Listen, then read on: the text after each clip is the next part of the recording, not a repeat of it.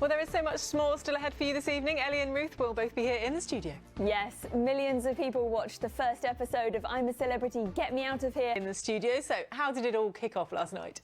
Oh, in style, Andrea Antondek gave us a warm Welsh welcome. And the series got off to a really strong start. 12 million people watched the first episode last night. The new location being in Wales, change of scenery being a big draw. And speaking of scenery, the programme was a huge showcase for North Wales, and it showed off some stunning Welsh countryside. Lots of people tweeted, including celebrities, to say that it looked beautiful. We knew that, of course, already. But for those who wanted to find out more, let me show you this graph. This graph shows the number of people searching Google for Wales, the term Wales, at any given time. Now, this is when I'm a Celebrity started last night at 9 o'clock, and you can see that huge spike in the number of people Google searching Wales and wanting to find out more.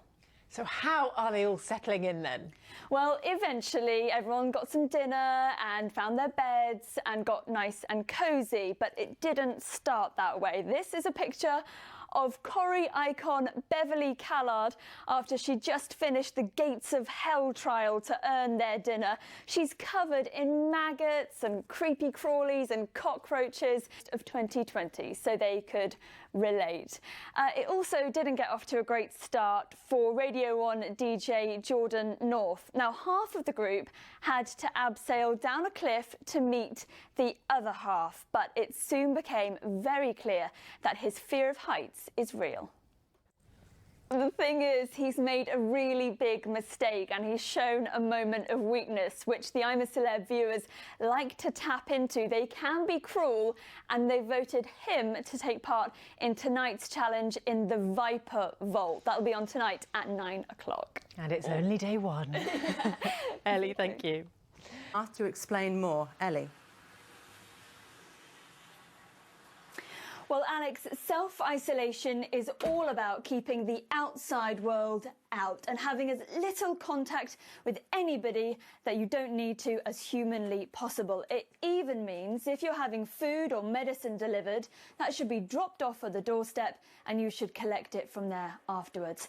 In the home, it means sleeping and eating completely alone. Staying in a bedroom, you can have the window open if you want for some fresh air, but making sure, I know it's difficult if you live with family or other people, but making sure that you stay as far removed from other people in the home as possible. In the kitchen, it means making sure that you have your own crockery and cutlery, mugs and glasses. These should be used by you and absolutely only you, kept separate from everybody else's. They should even be washed by themselves separately, or popped in the dishwasher by themselves on a very high temperature indeed. In the bathroom, it means making sure that any products that you might use are yours and only yours, kept separate as well. And the same applies to any towels or flannels that you might use too. If you can use a separate bathroom, that's obviously an ideal scenario, but if not, you should definitely use the bathroom last after everybody else, and it should be thoroughly cleaned after you.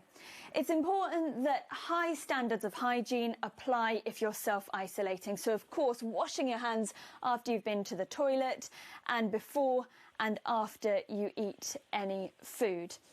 If you do cough or sneeze, it's about catching it and binning it and killing it. And any waste that you do produce needs to be double bagged and put in 2 bags before it's then completely thrown away and disposed of.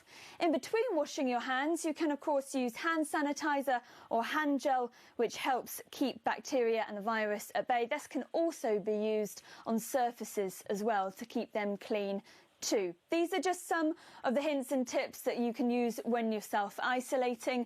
There are plenty more on the NHS and government websites, of course, as well. And this really is just for those returning from any areas that have got positive coronavirus tests in them.